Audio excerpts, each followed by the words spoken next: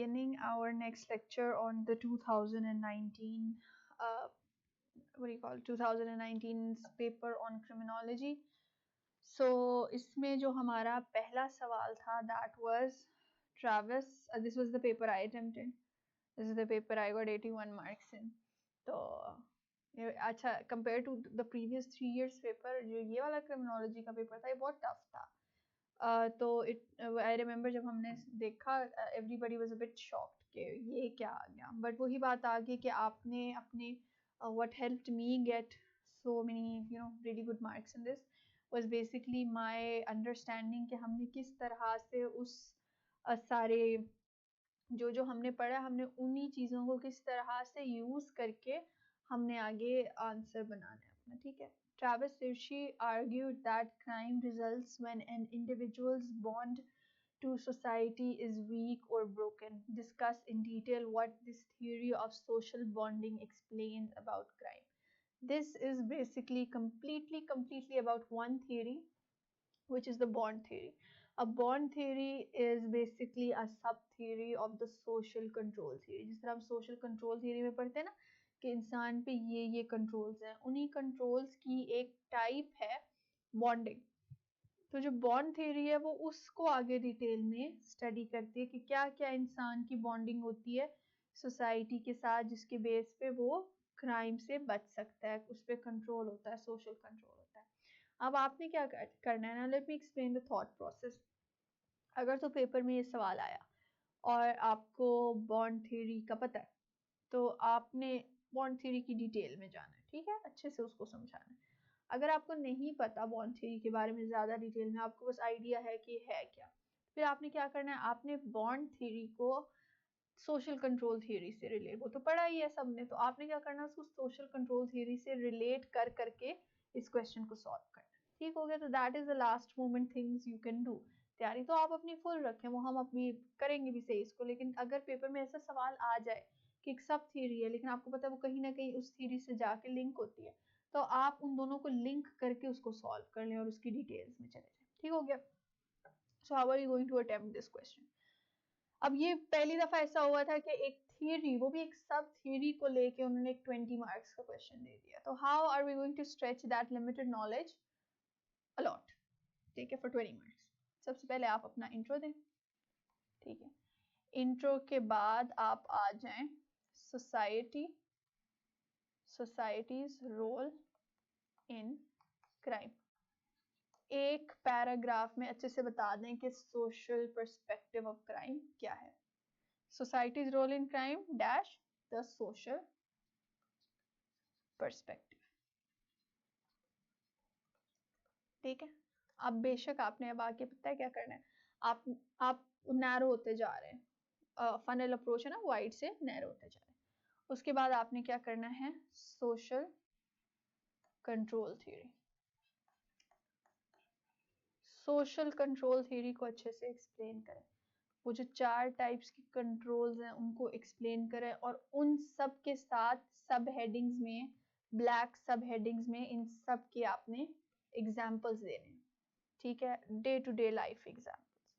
उसके बाद आपने फिर क्या आना है, इंपॉर्टेंस ऑफ बॉन्ड, ठीक है, सॉरी नॉट दिस. उसके बाद आपने क्या करना है, the bond theory. Bond theory को पूरे पैराग्राफ में एक्सप्लेन करें अच्छे से. ठीक हो गया. उसके बाद आपने क्या करना है, 6 में बताएं टाइप्स ऑफ बॉन्ड्स. जो हमने पिछले लेक्चर में types of bonds, 4 types of bonds पढ़े थे ना, अब ये ए बी सी डी, ठीक. इसको एक्सप्लेन जब आपने अच्छे से कर लिया, ठीक है, इनके साथ भी एक एक एग्जाम्पल हाईलाइट करके इनकी एग्जाम्पल्स आपने दे दी. फिर अपने आपने आके ये भी कर लिया, देखो आपका अच्छा खासा क्वेश्चन यहीं पे हो गया सॉल्व. ठीक, सब छोटी सी थ्योरी से आपने काफी कर लिया. अब आपने क्या करना है, use of bond theory in policy making. ठीक है, पॉलिसी और लॉ मेकिंग. अब इसका क्या मतलब है, इसका ये मतलब है कि आप बता रहे हो कि इस थ्योरी से आप किस तरह अपनी लॉज बना सकते हो। ओके, आपने इस थ्योरी को माइंड में रख के कैसे कैसे लॉज बनाने। अब आपने यहाँ पे पॉइंट्स में, चाहे depends on the time you have and depends on the writing space you have, आपने डिटेल में बता देना है कि इस तरह हम बॉन्ड थ्योरी को use, for example family counselling, ठीक है, उससे क्या होता है कि बॉन्ड्स स्ट्रॉन्ग होते हैं, तो वो आपके एक policy, family counselling centres need to be opened up. इस तरह करके आपने उस टाइम पे अगर आपकी एक अंडरस्टैंडिंग, आप कहीं ना कहीं कुछ ना कुछ बना लेते हो, आपने use of bond theory in policy making, और एंड पे आपने कर लिया कंक्लूजन। और ये देखिए आपका 20 मार्क्स का एक छोटी सी सब थ्योरी की बेस पे आपका 20 मार्क्स का क्वेश्चन सॉल्व हो गया। तो इसके बाद आपने कंक्लूजन लिख लिया। अच्छा, अगर आपके माइंड में कुछ है, अगर आपने इस थ्योरी को डिटेल में पढ़ा हुआ है, तो आप यहाँ पे एक हेडिंग में उसकी क्रिटिसिज्म भी दे दें। सो ये 8th हेडिंग है, ये आपकी 7th हेडिंग है, क्रिटिसिज्म भी दे दें। अब फॉर एग्जांपल जिस तरह ये बॉन्ड थ्योरी है, बॉन्ड थ्योरी की क्रिटिसिज्म ये आ जाता है कि बॉन्ड्स किस तरह से रिपोर्ट होते हैं, वो एक इंसान खुद ही रिपोर्ट करता है, तो ये सेल्फ रिपोर्टिंग की बेस पे जो डेटा कलेक्ट होता है ये उस तरह से एक्यूरेट नहीं होता जो न्यूमेरिकल डाटा होता है, या जो ऑब्जर्वेशन से होता है, ये सेल्फ रिपोर्टिंग होती है, तो it's not as accurate as other sort of data. तो इसके बाद आपका कंक्लूजन आ गया। Acha, the next question in this was discuss the fundamental postulates of Edwin Sutherland's differential association theory. Now, if you studied the theories in detail, आप लोगों को idea हो चुका होगा कि differential association theory is basically a sub theory of the social learning theory. जिस तरह वो पिछला social control theory की sub theory थी, ये social learning theory की sub theory है। अब इसको आपने किस तरह से करना है? सबसे पहले इंट्रो के बाद आपने क्या करना है, इसके बाद आपने इस पे लिख लेना है, क्या कहते हैं इसको, इसका बैकग्राउंड, ठीक है। अब बैकग्राउंड बेशक आप में से किसी को नहीं पता, लेकिन यहाँ से आपको पता लग गया कि एडविन सदरलैंड जो है उनकी थ्योरी है, और एडविन सदरलैंड को जितना हमने पढ़ा उतना शायद किसी ने ना पढ़ा, बार बार तो उनको हमने मेंशन किया, तो यहाँ पे एक ब्रीफ एक पैराग्राफ में बैकग्राउंड लिख लें, ठीक है। उसके बाद आप लिखते हैं सोशल, जिस तरह हमने, अब देखो एग्जाम में एक क्वेश्चन 1 था, एक क्वेश्चन 2 था, ठीक है, करना आपने एक है, तो उसमें आपने, तो आप बेशक उस सवाल में लिख लें या इस सवाल में लिख लें, ये दोनों सोशल उसकी थ्योरी, ये दोनों सोशियोलॉजिकल पर्सपेक्टिव की थ्योरीज हैं, तो आपने लिखना है सोसाइटीज रोल इन क्राइम, ठीक है, सोसाइटीज रोल इन क्राइम, आगे लिखते हैं डैश सोशल, क्या कहते हैं, सोशियोलॉजिकल पर्सपेक्टिव, ठीक हो गया, सोशियोलॉजिकल पर्सपेक्टिव लिख दिया एक पैराग्राफ में, उसको डिस्क्राइब कर दें। उसके बाद आ जाए social learning theory, social learning theory को डिस्क्राइब कर लें। उसके बाद आ जाए किसमें, different basic characteristics of the differential association theory, ठीक है। इसमें आपने आ जाना है कि what happens, this can be through observations, this can be through it's learned, ये लर्न किया जाता है, इसमें ये आ जाता है जो जो हमने इसके बारे में पढ़ा था, ठीक है, इसमें रीइंफोर्समेंट्स होती हैं, ठीक है। उसके बाद आप आ जाएं इसके प्रोसेसेस में। अब इसके प्रोसेसेस में क्या होता है, प्रोसेसेस में ना सबसे पहले आपके पास आता है अटेंशन, खैर आपने प्रोसेसेस तो पढ़े हैं, let's not waste time, attention, retention, reproduction and then motivation, जब आप उसको रीइंफोर्स करते हैं। अब आपने क्या करना है, फिर उसके बाद एक हेडिंग दे दें इन पाकिस्तान, इन पाकिस्तान ना दें, आप लिखें डिफरेंशियल एसोसिएशन थ्योरी इन पाकिस्तान, इसकी आप एग्जांपल्स दें किस तरह ये हमारी सोसाइटी में अप्लाई होता है, ठीक है, एग्जांपल्स कोट करें इसके। उसके बाद आपने क्या करना है, differential association theory in law making, एक हेडिंग बनाएं और बताएं कि अकॉर्डिंग टू दिस हम किस तरह अपने लॉज बना सकते हैं, इस थ्योरी को माइंड में रख के हम कैसे कर सकते हैं, ठीक हो गया। एग्जांपल्स अच्छी तरह कोट करनी है, यहाँ पे भी आपने एग्जांपल्स कोट करनी है, ठीक है। जब आप एक एक स्टेप मेंशन कर रहे हो ना इसका, तो हर स्टेप के साथ आप पता है क्या करो, आप एक सिचुएशन लो, फॉर एग्जाम्पल आप सोशल लर्निंग थ्योरी, आप पीयर प्रेशर ले लो, ठीक है, ड्रग अब्यूज ले लो, अटेंशन, आप एक ही सिचुएशन में सारे स्टेप्स बता दो। Attention, a child is learning from his group. Retention, he goes home and thinks about it. और हर स्टेप में ये एक्सप्लेन, अटेंशन से बताओ, ठीक है। Reproduction, he sits alone and he does it. Motivation, he tells his friend and they appreciate him. तो वो एक स्टोरी में आप सारे स्टेप्स बता दो, लेकिन हर स्टेप के साथ कहानी का वो हिस्सा बता दो, ठीक है। Differential association theory in law making, इसको अच्छे से एक्सप्लेन करो एंड पे कंक्लूजन। अब ये देखें, ये वही चीज है, आपने क्या किया, आपने अच्छे से अपनी जो जो आपकी नॉलेज है, प्रायर नॉलेज को ही हमने यूज किया है इतने नैरो टॉपिक को 20 मार्क्स पे लिखने के लिए। Discuss some of the functions and responsibilities of the juvenile justice system. Do you believe that the juvenile justice system has played its role in the prevention of juvenile crimes in Pakistan? Okay. अब तक आप लोगों को idea हो गया होगा कि इसको आपने कैसे लेके चलना है। इंट्रोडक्शन, कोट मेंशन कर दो, एक कोट याद रख लो, the importance of children in society, ठीक है, तो वो जुवेनाइल डिलिंक्वेंसी पे भी अप्लाई हो जाएगा, वो जुवेनाइल जस्टिस सिस्टम पे भी हो जाएगा, वो जेजेएसए के टॉपिक पे भी हो जाएगा, एनीथिंग, ठीक है, कोट। उसके बाद आप क्या करोगे, जुवेनाइल जस्टिस सिस्टम, उसके बाद हेडिंग दें components, components of the juvenile justice system, कौन कौन आता है, ये बेशक आप उस डायग्राम से बता दें, ठीक है। उसके बाद आपने क्या करना है, ऑब्जेक्टिव्स। अब अच्छा, एक चीज मैंने हमेशा आप लोगों को बतानी, बातें वही होती हैं, अब आपने क्या करना है, आपने टॉपिक देना है, टॉपिक देखे ऊपर फंक्शंस, तो इंस्टेड ऑफ ऑब्जेक्टिव्स आप लिखें functions, functions of juvenile justice system, ठीक है। उसके बाद आपने क्या करना है, रिस्पॉन्सिबिलिटीज, रिस्पॉन्सिबिलिटीज को अब आप जब डिस्क्राइब करेंगे ना, तो रिस्पॉन्सिबिलिटीज में आपने इसके जो डिफरेंट कंपोनेंट्स है ना, इन कंपोनेंट्स के आपने बारी बारी बताने। फॉर एग्जांपल पुलिस की responsibility, responsibility of the what do you call it, probation officer, responsibility of the जज, ठीक है, इस तरह से रिस्पॉन्सिबिलिटीज लेके चले। फंक्शंस आपने जनरली बताने हैं, to not make them harden criminal, वो सारा कुछ आपने बता देना, ठीक हो गया। ये हमारा यहाँ तक आधा सवाल हो गया। Do you believe that the juvenile justice system has played its role in prevention of juvenile crimes in Pakistan? आपने क्या करना है, ले आए जेजेएसए को।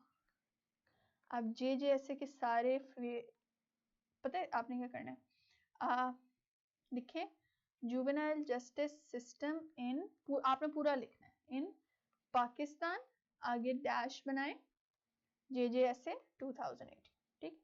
अब जेजेएसए के थ्रू आप इसके सारे की एलिमेंट्स बताएं कि पाकिस्तान के लॉ के अकॉर्डिंग क्या है, फिर आप लिखें reality of juvenile justice system in पाक।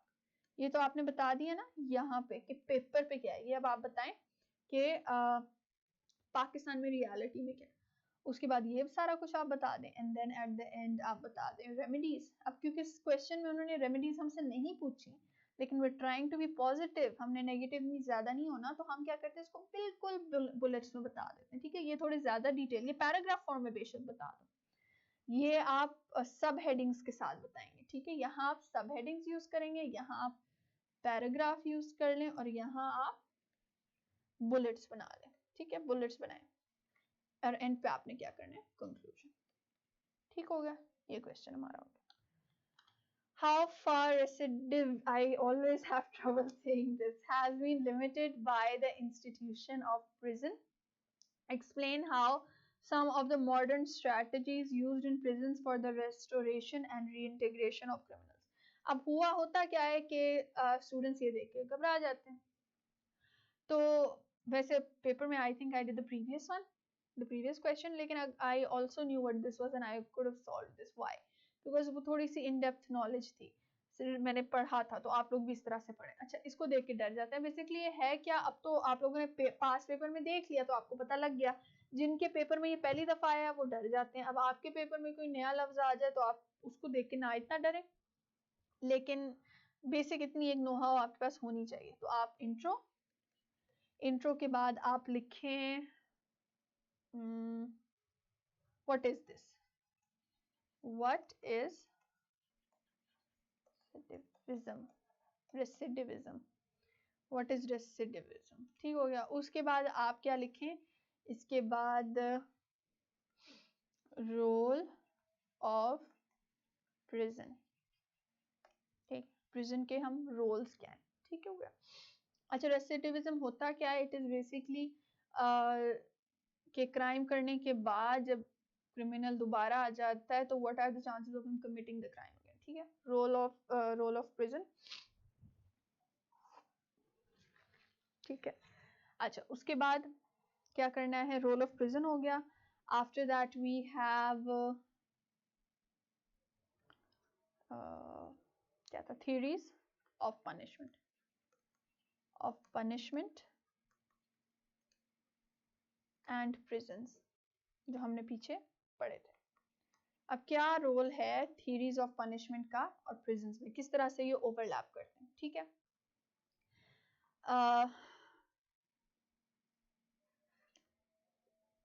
चलो, अब आप लिंक करें दोनों फैक्ट्स को, रेसिडिविज्म को एंड प्रिजन्स। अब आपने जब दोनों चीजें डिस्कस कर ली ना, अब आप लिंक करें इन दोनों को, रेसिडिविज्म और प्रिजन्स। क्या प्रिजन्स उस तरह से क्रिमिनलिटी खत्म कर रहे हैं, ठीक है। यहाँ पे जब आप रोल ऑफ प्रिजन्स मेंशन करें ना, तो फोकस ऑन रिहेबिलिटेशन, कि प्रिजन्स का अल्टीमेट गोल यही है। फिर आप बताएं कि क्या प्रिजन्स ये कर रहे हैं, ठीक है, इसलिए आप एक पैराग्राफ में लिखें। उसके बाद आप आ जाएं restoration of criminals in prison, उनकी restoration पे आ जाएगा, ठीक है। उनके आप बताएं किस क्या क्या एक्टिविटीज होती हैं, किस तरह से उनको दोबारा सोसाइटी का मेंबर बताया जा सकता है। अब यहाँ पे आपने प्रोबेशन, परोल, अच्छा यहाँ पे परोल आएगा, प्रोबेशन नहीं आएगा, क्योंकि प्रोबेशन में बंदा प्रिजन नहीं जाता, परोल में जाता है, तो परोल को इधर मेंशन कर लेना एक की मेथड में। उसके बाद restoration of criminals in prison, फिर आगे बता दें कि इज दिस इनफ, और फिर एंड पे आप लिख दें अपना कंक्लूजन। यहाँ पे आपने फोकस करना है इस पे, इसको आपने डिटेल में लिखना है सारा, एक एक तरीके को, क्या क्या होता है प्रिजन में, एजुकेशन होती है, उनको क्या एक्टिविटीज दी जाती हैं, क्या उनको, मतलब ईच एंड एवरीथिंग जो कि प्रिजन में होता है, if you studied it in detail, तो उसको आप यहाँ पे मेंशन करें। Define and differentiate interviewing and interrogation techniques. How far human rights of criminals are being violated during interrogation. अब देखो, this is your first part, this is your second part, ठीक हो गया। तो आपने क्या करना है, इंट्रो, इंटरव्यू, हेडिंग्स आपने अच्छी सी बना लेनी, ठीक है। इंटेरोगेशन, इंटेरोगेशन, और इनके नीचे ना जब आप इनको मेंशन करो तो बेशक बुलेट्स में इनके मेथड्स मेंशन कर दो, उनको एक्सप्लेन ना करना, नेम कर देना, क्योंकि अगर क्वेश्चन 20 मार्क्स का हो सिर्फ डिफरेंसेस पे होता तो हम डिटेल में जाते, 10 मार्क्स हमने इस चीज पे एलोकेट किए, तो ठीक है, ये सारा मेंशन कर दो। अच्छा जी, उसके बाद क्या होता है, interview, interrogation and then you move on to differences. Differences आप इनके बता दो, difference between interview and interrogation, वो आपने अच्छे से बता देने, बेशक टेबल बना के बता दें या whatever you think that will help the examiner understand it and make it easier for the examiner. Now we're moving on to the second part, rights of individuals. अभी पहले आप briefly बताएं कि individuals की rights क्या हैं। He has the right to remain silent, ठीक है, he has the right to an attorney, ये सारे rights आपको पता होने चाहिए, वो mention करें। उसके बाद बताएं rights violation of rights in interrogation। अब ये इसमें आपने मेंशन करना है 1 डेवलप्ड कंट्रीज, 2 पाकिस्तान, अदर, और फिर डिटेल में डेवलप्ड कंट्रीज में बताएं कि वहां पे किस तरह इस चीज को ज्यादा प्रायोरिटाइज किया जाता है, पाकिस्तान में नहीं किया जाता, पाकिस्तान में मारा जाता है, फोर्स्ड कन्फेशंस होती है, ये सारा कुछ होता है। तो ये आपने, मैं तो यहाँ साथ साथ लिखते हैं, आपने अच्छी तरह इनके नीचे पैराग्राफ्स में ये एक्सप्लेन कर देना है, और फिर आपने अपना कंक्लूजन दे देना है, ठीक हो गया। How the forensic science is a helpful tool in the modern day for determining and detection of violence crimes. अब नॉर्मली आप लोग अगर हम इतनी डिटेल में ना पढ़ते तो आप लोगों के माइंड में यही होता कि इसमें डीएनए ही आ रहा है और ब्लड सैंपल आ रहा है एंड दैट इज इट, लेकिन आपने उसी तरह इसको सॉल्व करना है. इंट्रो लिखते हैं डेवलपमेंट ऑफ इन्वेस्टिगेशन, इन्वेस्टिगेटिव, एक पैराग्राफ लिखते हैं, टेक्निक्स. ठीक है, उसके बाद आप क्या लिखें, उसके बाद आप लिखते हैं फोरेंसिक साइंस. अच्छी सी हेडिंग दे देना फोरेंसिक साइंस. अब इसमें आपने फिर ए जो हमने इसके डिफरेंट, जो आपका एक सर्कुलर चार्ट नहीं था आप लोगों का बना हुआ जिसमें डिफरेंट टाइप्स थे टुवर्ड्स द साइड, वो सारा आप यहाँ मेंशन करें, हेडिंग्स दें उन टाइप्स की और नीचे लिस्ट करें उनके आगे क्या क्या आ रहा है. फॉर एग्जांपल कोई भी है, मेडिकल है तो मेडिकल के नीचे जो जो आ रहा है वो लिस्ट कर दें ताकि एग्जामिनर को पता लगे you have in depth knowledge. ठीक हो गया. फिर आप मेंशन करें use of forensic science for, ये सारा कुछ लिख के ना उसके बाद फिर आप डिफरेंट केसेस बताएं. For murder how it can be used, for rape how it can be used, किस तरह कॉल्स, किस तरह साइबर डेटा, ठीक है, किस तरह डेटाबेसेस, किस तरह, आपने सारा कुछ डिटेल में बता देना कि आप किस तरह से यूज कर सकते हो इन चीजों को और फिर एंड पे आपने कंक्लूजन. ठीक है.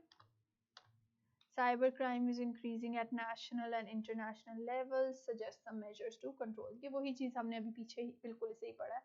Intro, उसके बाद आ गया what is cyber crime. आपने क्या करना है, अच्छे से जो आपने वर्ड टू वर्ड इसकी डेफिनेशन याद की हुई है वो लिखें. उसके बाद आपने क्या करना है, टाइप्स ऑफ साइबर क्राइम, उसको भी अच्छे से डिटेल में आपने बता देना है. उसकी जो 4 टाइप्स हमने अभी पीछे डिस्कस किए हैं. ठीक हो गया. उसके बाद लॉज अगेंस्ट, अब यहाँ पे देखें आपने डिटेल में नहीं जाना उस लॉ के जो हमने पढ़ा है. Crime, laws against cyber crime, आपने क्या करना है, इसको डिवाइड करना है 2 पार्ट्स में, इंटरनेशनल, और इनको सिर्फ नेम कर दें एंड नेशनल. ठीक हो गया. उसके बाद आपने, अच्छा please supplement your answers with data, keep updated data with you. ठीक है. और उसके बाद मेजर्स पे आ जाए. मेजर्स पे फिर आपने डिटेल में डिस्कशन करनी है, आपके पास पहले से कलेक्टेड होना चाहिए and then write conclusion. How do violent crimes affect social fabric of Pakistani society? Discuss some of the modern policing strategies for prevention and control of the violent crimes in Pakistan. अब modern policing strategies में क्या क्या चीज़ें आती हैं, वही modern techniques आ जाती हैं आपकी. You can go towards intelligence led police, लेकिन intelligence थोड़ा national level पे हो जाता है. आप चले जाएं use of database. अच्छा इसमें आपने क्या करना है, introduction के बाद ना let's go towards the basic thing. Violent crimes क्या हैं, ठीक है, फिर लिस्ट करें मॉडर्न पुलिसिंग स्ट्रैटेजी,